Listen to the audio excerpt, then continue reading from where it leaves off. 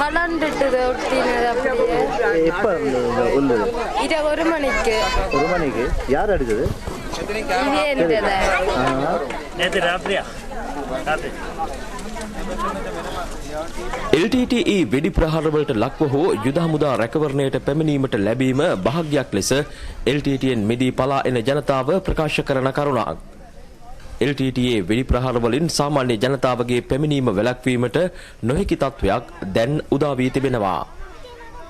මෙම පිරිසගේ පැමිණීම වැළැක්වීමට උත්සාහ කළ LTTE සමාජිකාවන් සිව් දෙනෙකුට පොක්කනේ ප්‍රදේශයේදී ජනතාව පහර දී තිබෙනවා.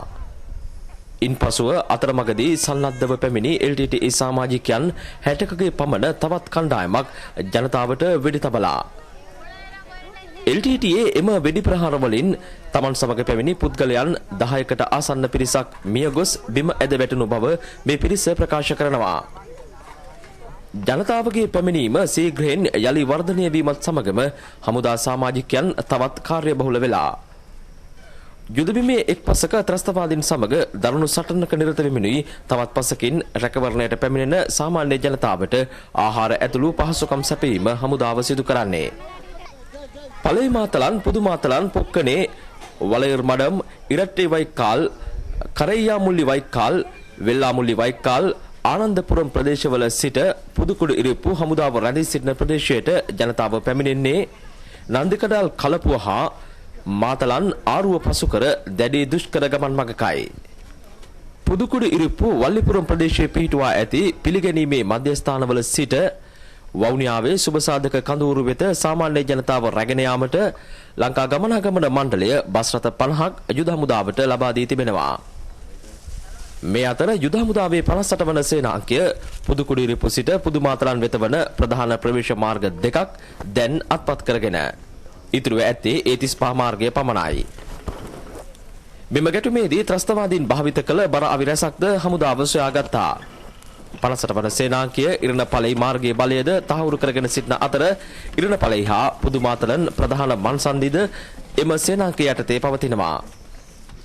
ඉදිරියට ගමන් කිරීමේදී හමුදාව සොයාගත් බර අවි අතර පණ්ඩිතාර 1550 නැමැති දිගුදුර රොකට් උණ්ඩ භාවිත කරන අවි 8ක්ද වෙනවා. පාසිලාන් 2000 බබා මෝටාර් වැනි මීට පෙර හමු වූ LTTE නිෂ්පාදන කර තිබූ අවිහා උණ්ඩවල අලුත්ම හමුවීම ලෙස පණ්ඩිතාර් 1550 හැඳින්විය හැකියි. මෙම අවියේ උණ්ඩයක දිග අඩි 14ක්, පුපුරන ද්‍රව්‍ය කිලෝග්‍රෑම් 150ක් පමණ මෙහි පහසුවෙන් අඩංගු කළ හැකියි.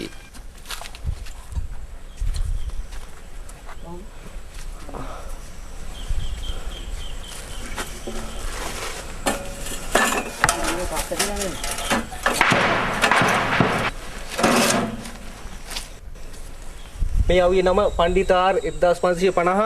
මේ අවිය ශ්‍රී ලංකා යුද හමුදාය ක්‍රියානුකූලදී අත්පත් කරගත්ත ප්‍රථම වතාව. මීට කලින් අත්පත් කරගෙන තිබුණු අවි අත්වතින් මීට වඩා බලු ප්‍රමාණයෙන් අඩුයි. මේ අවිය නිෂ්පාදනය කරන්න LTTE සංවිධානයට තාක්ෂණයක් පිටරටින් ලැබුණා කියලා හිතන්න පුළුවන්. මේ වගේ විශාල ප්‍රමාණයේ සාමාන්‍ය අපේ මල්ටි බැරල් අවියක් ගත්තොත් ඒ අවියෙන් නිකුත් වෙන උණ්ඩයටත් වඩා විශාල ප්‍රමාණයේ එක්ස්ප්ලෝසිව් අරගෙන මේ ක්‍රියා කරන්න පුළුවන් අවියක් තමයි මේක. එම නිසා හිතන්න පුළුවන් විදේශීය සංවිධානයක උදව් උපකාර ඇතුව මේ වගේ අවියක් LTTE සංවිධානය නිෂ්පාදනය කරයි කියලා. මෙම අවියත් සමගම පැහැදිලි වන ප්‍රධානතම කාරණය නම් LTTEට කිසියම් ආකාරයකින් මිසයිල තාක්ෂණය ලැබී ඇති බවයි.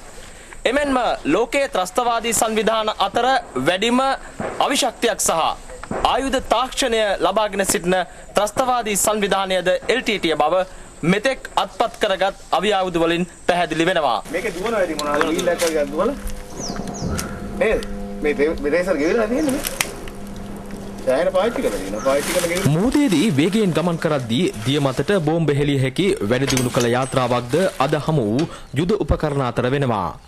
පුදුකුඩු ඉරිප්පු ඉරණපලේ ප්‍රදේශයේදී හමුදාව අත්පත් කරගත් LTTE මුහුදු කොටි කඳවුරකදී මෙම යාත්‍රාව සොයාගෙනුණා. මෙම කඳවුරේම තිබී තනි පුද්ගලයෙකුට ගමන් කළ හැකි සබ්මැරිනයක්ද යුද හමුදාව අද හොයාගත්තා. මෙම සබ්මැරිනය කලක් භාවිත කළ එකක් බව පැහැදිලියි. උදයාර්කට්ටිකුළම්හිදී මීට මාස කිහිපයකට පෙර සොයාගත් මහා පරිමාණ සබ්මැරිනවල ආකෘතිය මෙම කුඩා සබ්මැරිනයේද දැකගත හැකියි. පුදුකුඩේරුපු ඉරණපලේ ප්‍රදේශයේ මුහුදුකොටි නායක සුසේහා පොට්ටුඅම්මාන්ගේ ප්‍රධානතම වාස භූමිය ලෙස සැලකෙනවා. LTTA අවසන් කඳවුරු පිහිටි භූමියද මෙයයි. දැන් දැඩි ලෙස ගැටුම් ඇබිලි ඇත්තේ මෙම ප්‍රදේශයේයි. රූපවාහිනී සමන් කුමාර රාමවික්‍රම ඉරණපලේ සිට